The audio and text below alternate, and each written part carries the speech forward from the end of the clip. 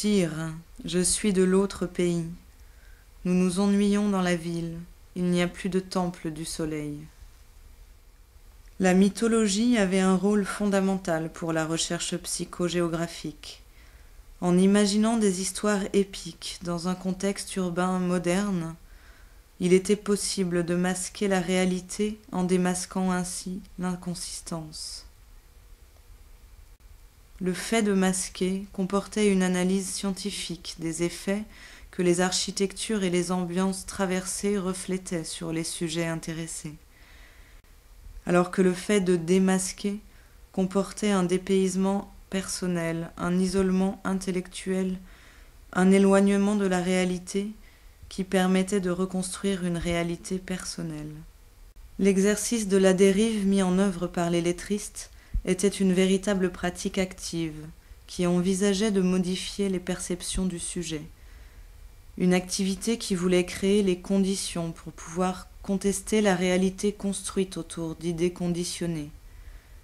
L'objectif était donc de rendre l'homme, en tant que créateur de la réalité, autonome.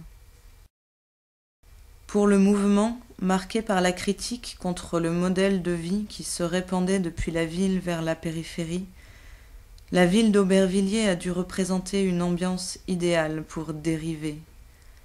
Un espace autre, loin de la réalité, mais en même temps à 2 pas de la soi-disant civilisation. Une ambiance qui permettait donc un échange rapide entre les 2 mondes, la pratique de la dérive n'étant pas sans péril, car si l'on se détourne de la réalité trop longtemps, on risque d'en rester exclu. C'est cela qu'expérimenta Gilles Yvain, qui de l'hôpital psychiatrique où il était enfermé, écrit à Debord et Michel Bernstein. La dérive continuelle est un danger dans la mesure où l'individu, avancé trop loin, non pas sans base mais sans protection, est menacé d'éclatement, de dissolution, de dissociation, de désintégration. La dérive était une technique qui aurait dû permettre à l'individu d'abattre les murs érigés autour de lui par le conditionnement. Mais en même temps, l'individu doit construire des situations qui puissent lui permettre de poser les pieds sur un terrain solide. Il faut construire l'hacienda. Il faut éviter de retourner à un stade quelconque avant le conditionnement, car il faut le dépasser en réalisant une révolution de la vie quotidienne, c'est-à-dire de la vie construite par le sujet même, quotidiennement, en totale liberté, mais avec la conscience du sens du terme. Le geste de désarchiver comporte la volonté de consulter et éventuellement de modifier un document. Aussi bien la reprise que l'élaboration d'un document implique une interprétation de lui-même en vue de son utilisation potentielle. Les idées de l'international lettriste, puis de l'international situationniste, sont actuellement considérées archivées, classées comme patrimoine national.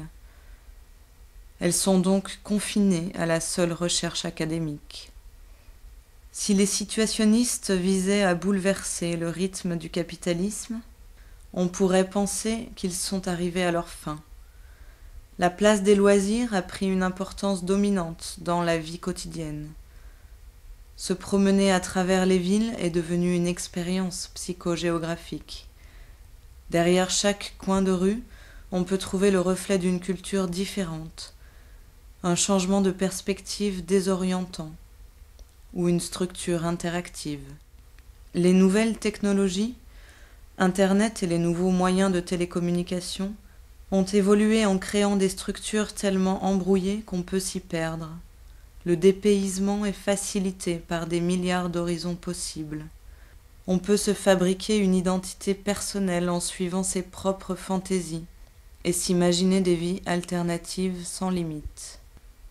Mais amère victoire du situationnisme, il ne s'agit pas d'un dépassement du conditionnement, mais d'un stade ultérieur à celui-là, un autoconditionnement qui masque la liberté de l'individu à travers un choix infini, rendu disponible par un réseau tissé pour façonner des intérêts économiques, et non par des nécessités sociales.